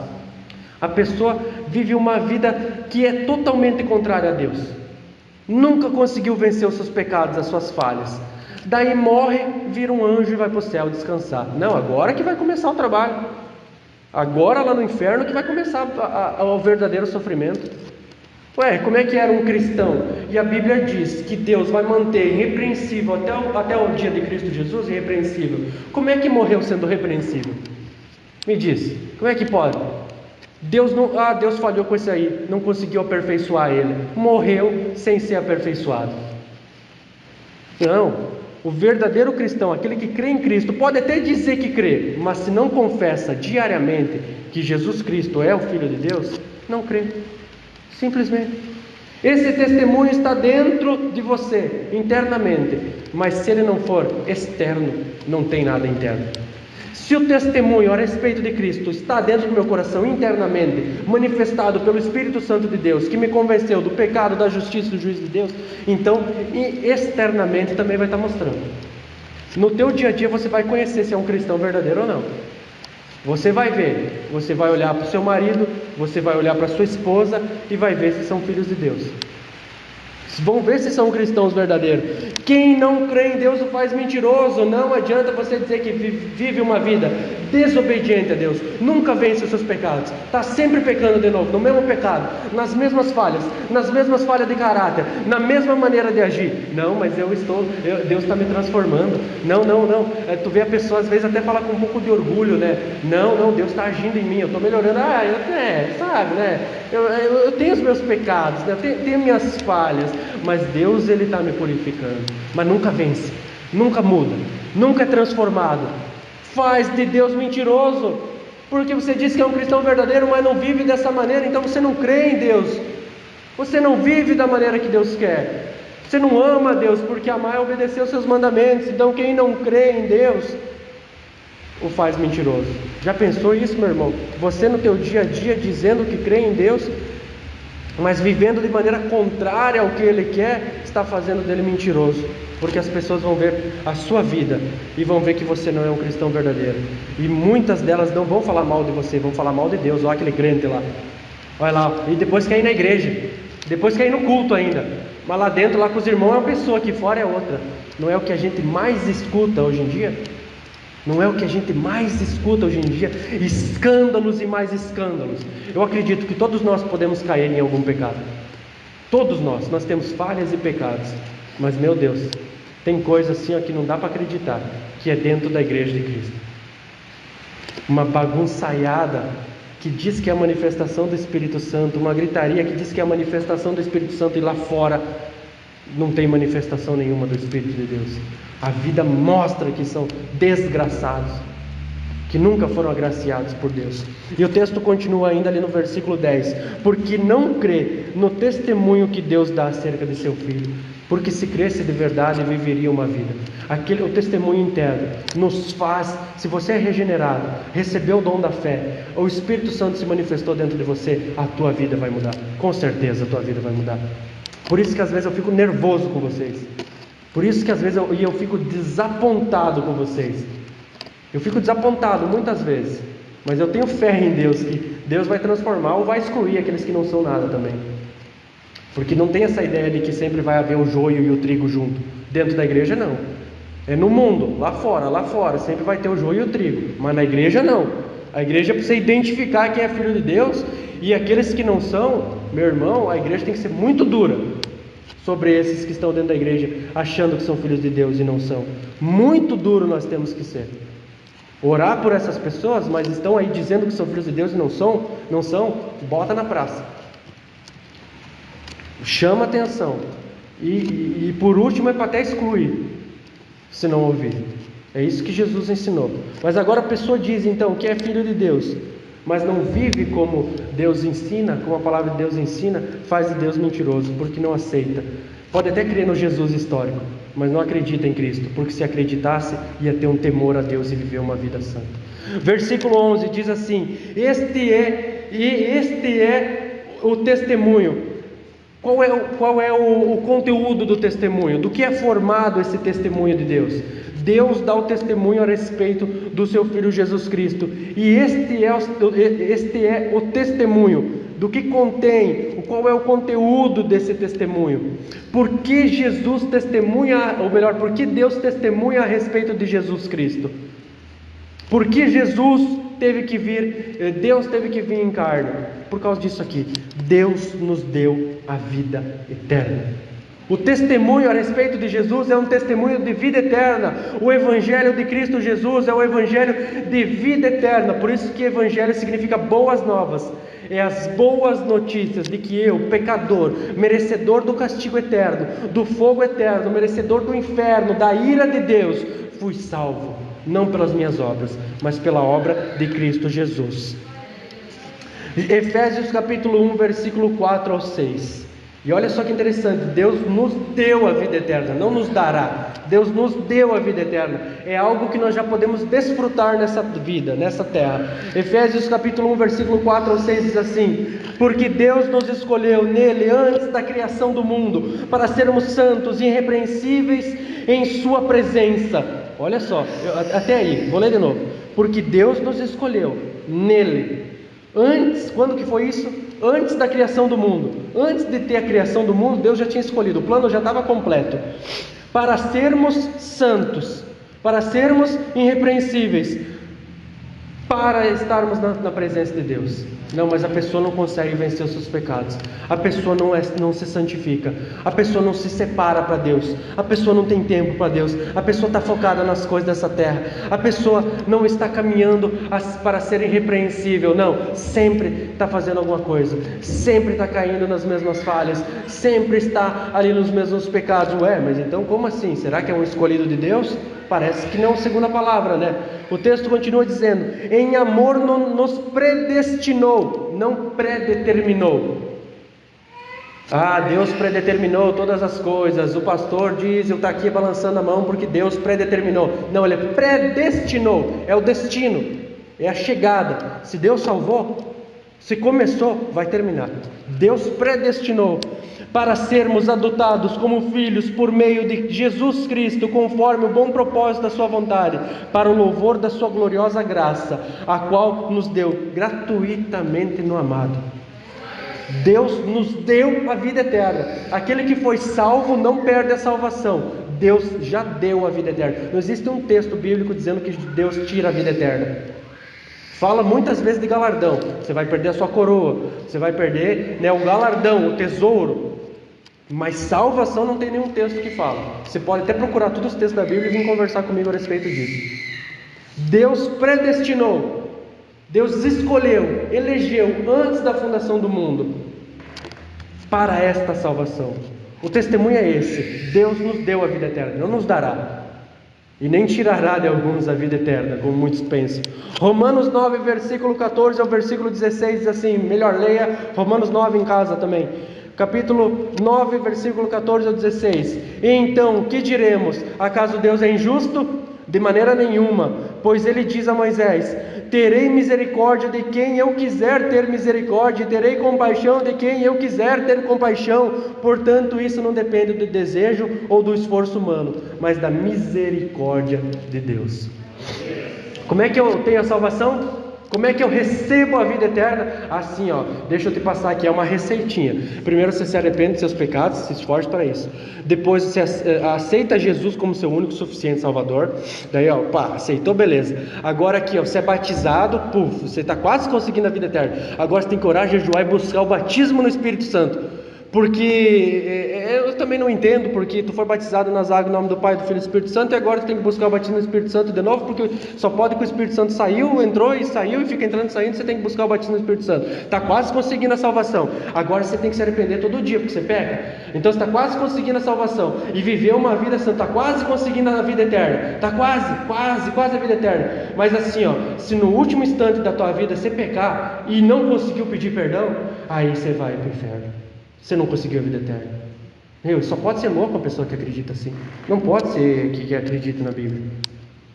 Porque nós não somos salvos por arrependimento de pecado. Nós somos salvos pela graça por meio da fé. E isso não vem de vós, é dom de Deus. Não é pelas obras para que ninguém se glorie. É óbvio que é Deus quem escolhe. Ele tem misericórdia de quem Ele quiser. Ele tem compaixão de quem Ele quiser. Ele se ira contra quem Ele quiser. Ele manda para o inferno quem Ele quiser. O que eu posso falar a respeito disso?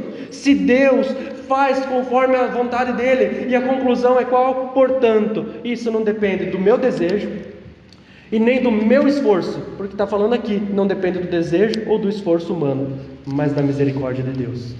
Aí sim, aquele que é salvo vai se santificar, vai ser batizado, vai viver uma vida santa, uma vida irrepreensível, uma vida agradável a Deus, porque senão lá no final tu teve uma vida inteira, vamos supor isso, está ali, conversão, regeneração, novo nascimento, viver uma vida santa.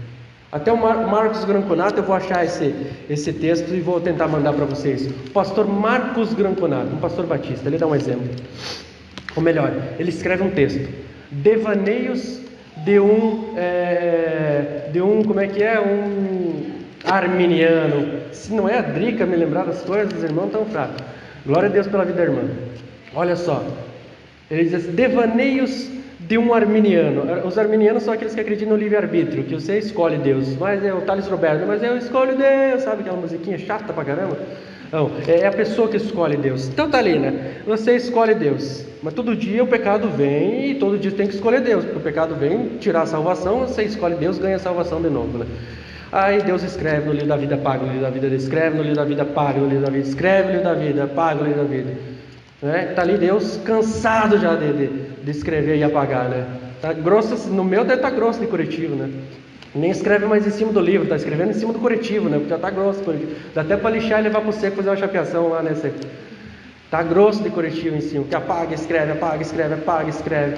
Mas daí ele então se faz esse texto aí falando sobre esse tipo de ideia. E essa ideia é muito grave, porque está ali, ele fala de um homem que se converteu, ele começa a seguir Jesus, e ele está ali então tendo os seus pecados, vou resumir obviamente, ele está ali tendo os seus pecados de tal, dos 25 aos 30 anos, né, nas minhas palavras, ele pecou muito, mas ele se arrependeu. Mas daí dos 30 aos 35 anos ele já está um pouco mais amadurecido na fé, ele não pecou tanto, mas ainda teve o desleixo, era muito preguiçoso, ainda não servia a Deus direito. Mas depois ele foi envelhecendo ali, dos 40 aos 50 anos, ele já está velhinho, então os desejos da carne já não estão tão aflorados, e ali ele conseguiu servir a Deus mais perfeitamente, mais irrepreensível. Então ele não perdeu a salvação muitas vezes naqueles anos, porque ele não cometeu muitos pecados, ele se arrependeu, ele viveu uma vida santa, então ali ele conseguiu manter a sua salvação. Mas o que acontece é que então ele teve ali uma doença do coração, vou citar com as minhas palavras porque eu não me lembro bem certinho da história, mas ele foi para a mesa de cirurgia então, e quando na mesa de cirurgia uma médica veio dar a injeção geral lá, como é que é? Anestesia geral. Uma médica veio dar uma anestesia geral. E naquele momento que ela deu anestesia geral nele, que daí a pessoa, na hora, né, ali, imediatamente a pessoa cai num sono profundo por causa da anestesia, essa médica estava com um decote um pouquinho grande. E ele olhou e desejou essa mulher. E naquele momento ele perdeu a salvação, porque ele mora nessa cirurgia. Você já pensou acreditar nisso? Alguém que acredita que a pessoa perde a salvação, e no último minuto da vida dela, se ela pecar, e não se arrepender, e não pedir perdão, essa pessoa pecou. A salvação de Deus, a vida eterna, não vem porque tu se arrependeu dos teus pecados. A vida eterna Deus nos dá não porque você se converteu, porque isso não vem pelo esforço humano. Se você se arrepende, se houve conversão na tua vida, se houve novo nascimento, se houve e tem boas obras na tua vida, se você se arrepende e todas essas coisas acontecem, é porque Jesus Cristo te salvou, porque tu já tem a vida eterna, não porque tu está lutando para ter a vida eterna. Não pertence a nós, não pertence a nós. Deus dá e tem misericórdia de quem Ele quer. A vida eterna é para aqueles que Deus quer. Mas uma parte aqui que eu me lembro lá da primeira pregação desta série, 16 pregações atrás. O que é vida eterna? Os irmãos que se lembram dessa pregação também se lembram do que eu falei, né? Vida eterna não é viver para sempre, porque senão quem vai para o inferno tem vida eterna também, porque vai viver para sempre em sofrimento. A vida eterna então não é viver para sempre, viver sem fim, sem morte. A vida eterna é mais profundo que isso. A vida eterna é quando Deus compartilha da sua natureza com nós, ou seja, através de Cristo Jesus, a natureza de Deus, e vocês sabem onde que eu vou chegar, né? A natureza de Deus é transferida para nós, porque Deus é eterno. Então, para a gente ser eterno, a natureza divina de Deus tem que passar de Cristo Jesus para as nossas vidas. Vocês entenderam? Amém ou não amém? Então me explique, porque eu não entendi. Como é que vocês caíram 3 vezes na mesma? Os irmãos que estão desde o começo da série caíram 3 vezes já nessa. A primeira pregação eu falei sobre o que é vida eterna. Entenderam? Amém? Depois, mais para frente, eu citei de novo que é vida eterna. Entenderam? Amém. Agora, amém de novo. Como que você sabe o que é eternidade se a gente só conhece o que é matéria? Como é que você sabe o que é Deus, que é eterno? Está aqui Deus, fora da matéria, fora da cronologia, fora do tempo, fora do que existe, fora da existência material. Deus está na eternidade. Você consegue entender isso? Eu não. Já explode a cabeça, não consigo entender. Você consegue entender quem é Deus? Não, né?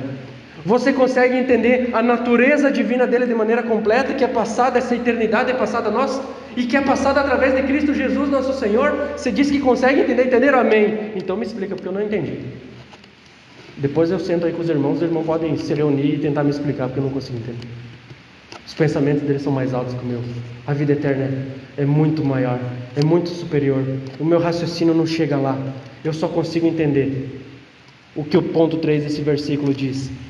E essa vida está no seu Filho. E aqueles que estão em Cristo Jesus têm a vida eterna. Como que Deus comunicou a sua eternidade? Deus tem alguns atributos: onisciência, onipresença, né? Ele também tem a eternidade, que é um atributo de Deus. Como que Deus comunicou o atributo da eternidade a nós? Através da vida de Cristo Jesus, o nosso Senhor. João capítulo 5, versículo 25 ao versículo 26 diz assim: Eu lhes afirmo que está chegando a hora, e já chegou, em que os mortos ouvirão a voz do Filho de Deus, e aqueles que ouvirem viverão. Pois da mesma forma como o Pai tem a vida em si, Ele concedeu ao Filho ter a vida em si mesmo. Através de Cristo Jesus, nosso Senhor, nós podemos ter a vida eterna. Ou melhor, nós temos a vida eterna, se somos de fato salvos pelo Senhor. João capítulo 17, versículo 2 e 3 diz assim: Pois lhe deste pois lhe deste autoridade sobre toda a humanidade, para que conceda a vida eterna a todos o que lhe deste. Esta é a vida eterna, que te conheçam, o único Deus verdadeiro, e a Jesus Cristo, a quem enviaste. Tem muita gente que fica pensando na vida eterna. Eu vou andar por ruas de ouro, eu vou estar lá perfeito, não vou ter dor, não vai ter choro, não vai ter lamento, não vai ter doença.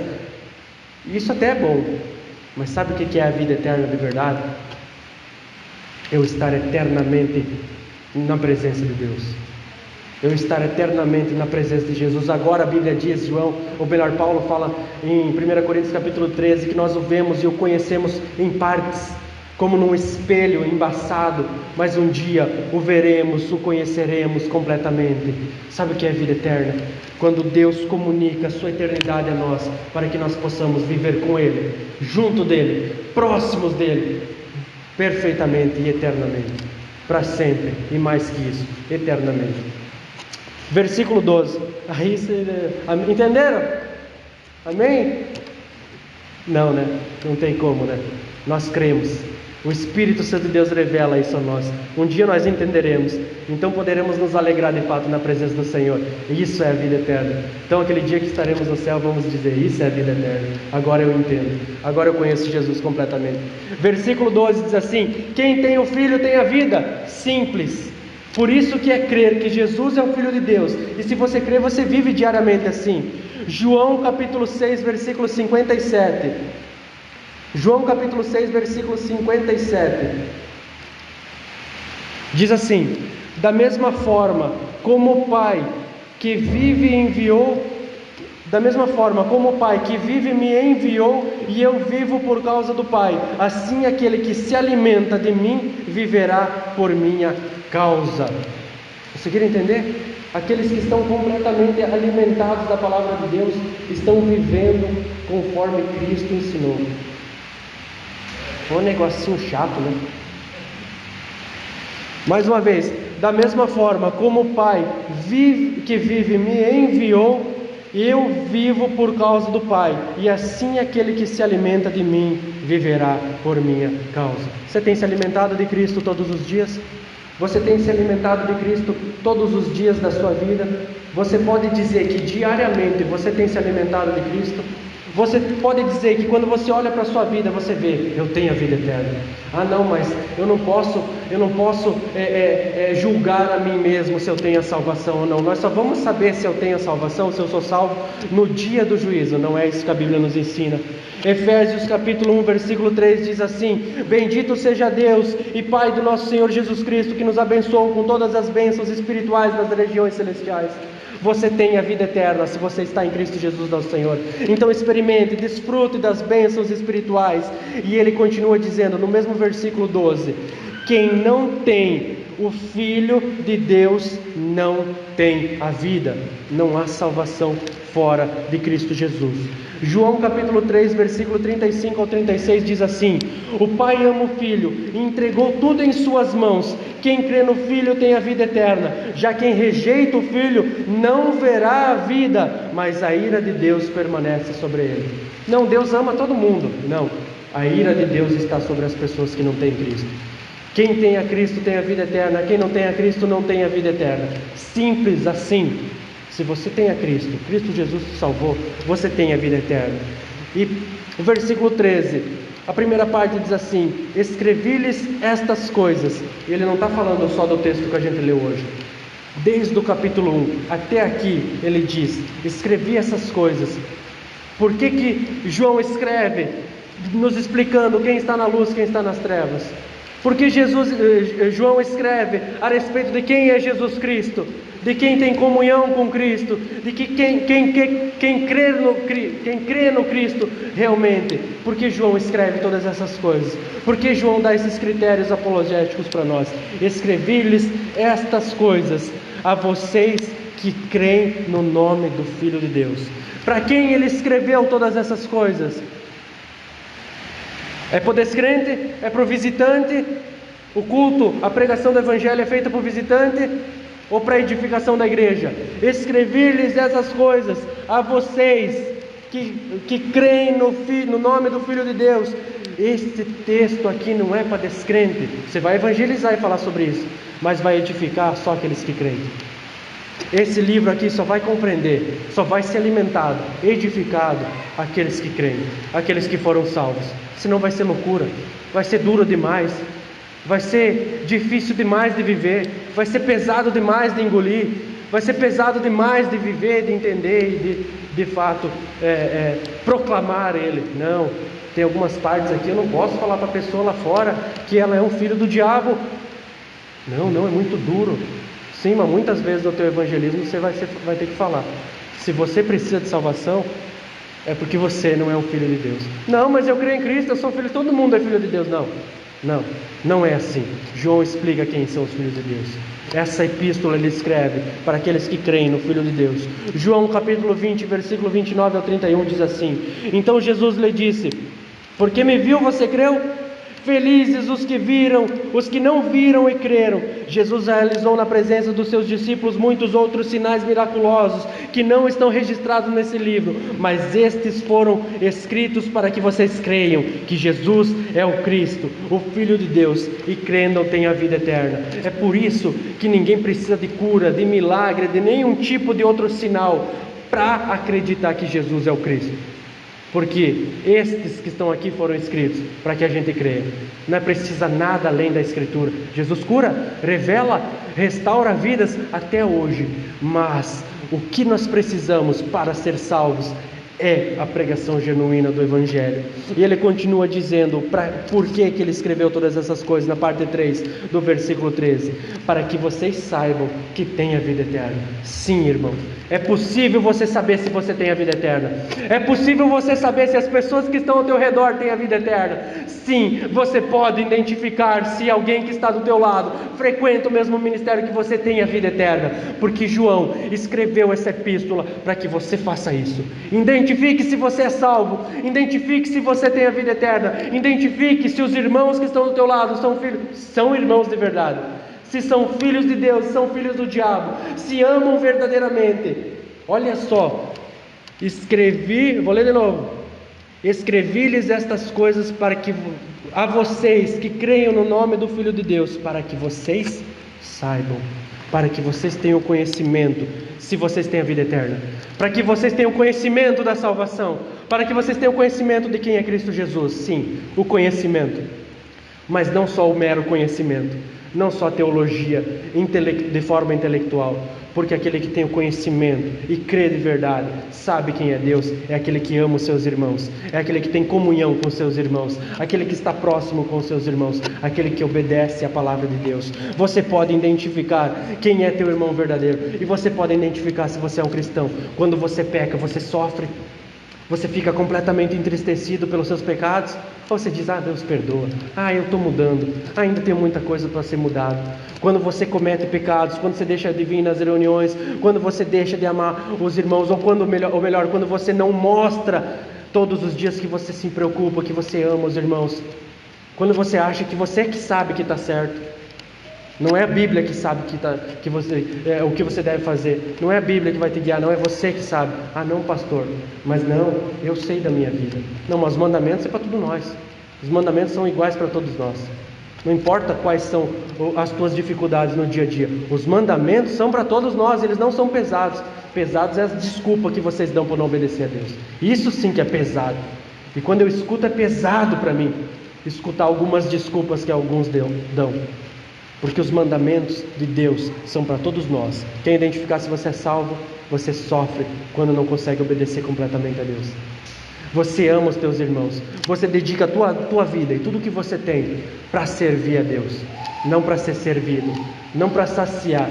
Por isso que até falo aí com os irmãos aí que ainda tem alguns hobbies muito infantis. Não, vamos, é o carro, é a casa, é isso, é aquilo, é a viagem. Não é isso, Deus te chamou para servir a si mesmo. É isso. Deus te chamou para que com o teu dinheiro, com os teus bens, você se satisfaça. É isso que Deus quer. Deus quer o melhor para você. Então Deus quer que todos os teus mimos e os teus sonhos de criança se concretizem. Não, você não entendeu o que é salvação. Você não entendeu o que é vida eterna. Você não entendeu quem é Cristo Jesus. Você ainda está buscando realizar os teus sonhinhos de criança. os teus sonhos de adolescência. Não, você não entendeu quem é Jesus. Eu preciso te falar isso.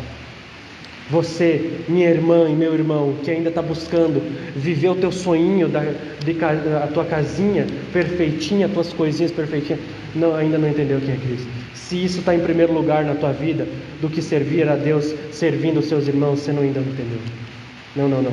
Se em primeiro lugar não está servir a Deus, amor a Deus sobre todas as coisas, depois aos irmãos como Cristo amou, ainda você não entendeu. Mas se isso manifesta dentro do teu coração, se é isso que preenche o teu dia a dia, se é isso que preenche a tua mente, mesmo em meio a todas as tribulações, em meio às perseguições, em meio a todas as preocupações do teu dia a dia, é isso que permeia a tua mente e o teu ser, é esse testemunho que você dá quando as pessoas veem, esse irmão é preocupado com as coisas de Deus, essa irmã é preocupada com a igreja de Cristo, esses irmãos, eles estão completamente devotados a Deus, completamente prostrados na presença de Deus com tudo que eles têm. Então sim, você é salvo.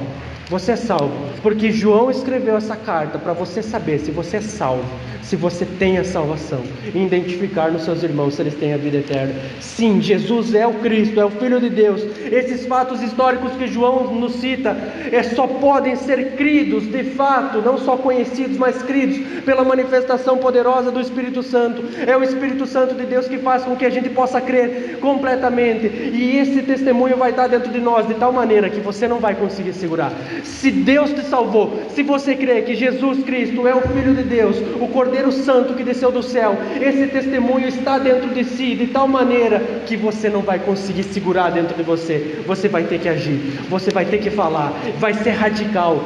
Não é como muitas pessoas pensam, aos pouquinhos, né, pastor? Aos pouquinhos, né? Não, é radical. Quando Jesus disse, venha e me siga, eles levantaram na hora e seguiram. É radical. É completamente radical a salvação. Eu estava morto e Cristo Jesus me ressuscitou. É radical. O poder de Deus adentrou na minha vida de tal maneira que me ressuscitou daquela vida que eu vivia antes. É radical. Não, pastor, é aos pouquinhos, sabe, né? Porque eu tenho meus defeitos, né, pastor? Sabe, né? Eu ainda tenho, né? Eu ainda tenho que aprender, né, pastor? Não. Primeiro Jesus te salva, te regenera e te leva ao conhecimento da verdade. Aí sim pode demorar a vida inteira, mas a conversão não. A conversão não demora a vida inteira, não. Se você foi salvo por Cristo Jesus, esse testemunho está dentro de ti de tal maneira que você vai falar para as pessoas que estão ao teu redor. Você vai amar, não precisa fazer força para amar, não precisa fazer força para obedecer a Deus. Nós estamos ligados na videira verdadeira, e ninguém pode dar fruto se não está ligado na videira verdadeira. Nenhuma árvore, nenhuma laranja sofre para nascer, porque está ligada na árvore, a árvore alimenta ela e ela nasce. Você não vê uma laranjeira gemendo de dor para dar uma laranja. Não, isso é natural, porque este galho está ligado nesta árvore e ele vai dar frutos. E a Bíblia diz que quem não dá frutos é cortado e lançado no fogo. Mas todo aquele que está ligado em Cristo Jesus dá fruto. Então Deus poda, Deus corta, Deus repreende, Deus castiga, para que dê mais fruto ainda. Se você é um cristão verdadeiro, esse testemunho está dentro de ti. Deus testemunha e você vive dessa maneira, de maneira que você creia completamente que Jesus é o Filho de Deus e você já tem a vida eterna, não terá. Desfrute da vida eterna, obedeça a Deus, veja a manifestação do Espírito Santo na tua vida diariamente, porque aquele que não tem o Filho não tem o Pai, mas aquele que tem o Filho tem a vida eterna em seu nome. Nós temos vida eterna no amado, de maneira que em Efésios capítulo 2, versículo 4 ao versículo 7 diz assim: todavia Deus, que é rico em misericórdia, pelo grande amor que nos amou, deu-nos a vida juntamente com Cristo, quando ainda estávamos mortos em transgressões. Pela graça vocês são salvos. Deus nos ressuscitou com Cristo e com Ele nos fez assentar nos lugares celestiais em Cristo Jesus, para mostrar nas eras que hão de vir a incomparável riqueza da sua graça, demonstrando em sua bondade para conosco em Cristo Jesus nosso Senhor. E a Ele seja a honra e a glória para todos sempre. Amém. Glória a Deus. Se coloque em pé, vamos orar ao Senhor para finalizar esse culto.